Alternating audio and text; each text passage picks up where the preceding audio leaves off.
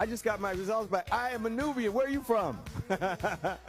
I am the true African prince. My friend Anthony Appiah, whose uncle was the Asantehene, the king of the Asante people. When Rick Kittle sent me a certificate announcing I was Nubian, Anthony Appiah looked at it and said, "What a ton of rubbish." Now, why would he say that? Well, there's a slight problem with being either Zulu or Nubian if you're African American. You know what the problem is? None of our ancestors who came here in slavery came from South Africa, the Zulu people, or from Nubia. None, zero. Egypt is over here. The slaves came from the area from Senegal down to Angola. 97% of the slaves came from that region. All right? So, you know how long it would take them to walk from Sudan to Senegal or to Angola? It just didn't happen. So I looked at Anthony and I said, "You're just jealous.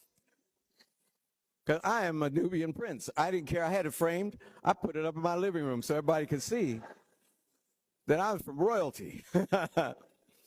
So I didn't think about it. I thought maybe it was strange. Maybe it was on a trade route. You know, there were great Muslim trade routes. You know, today, this is important for the students. In my time, we were taught that the Africans were these benighted people, and they were too stupid to build a boat or to be curious about the world and cross the Sahara Desert. It was rubbish. Africans were just as curious as anybody else. The Sahara Desert was a highway. It wasn't a barrier.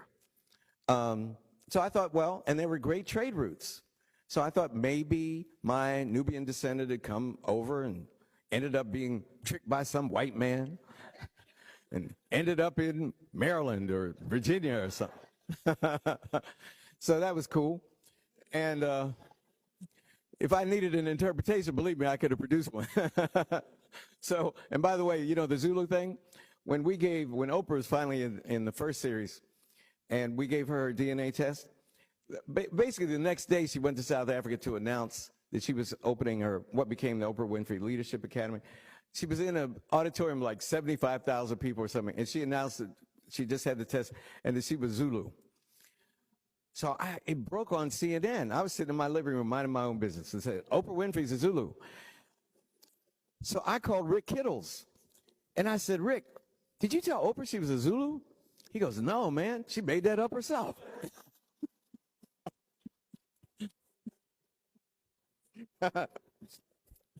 It's a true story. It's a true story.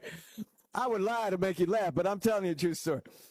So I said, "Rick, are you in your lab?" He said, "Yeah." I said, "Is anybody there?" He said, "No." I said, "When the results come in, make her Zulu, man." You know?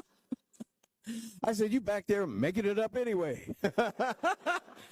Nobody believe you could take some spit and figure out a tribe? What, are you crazy?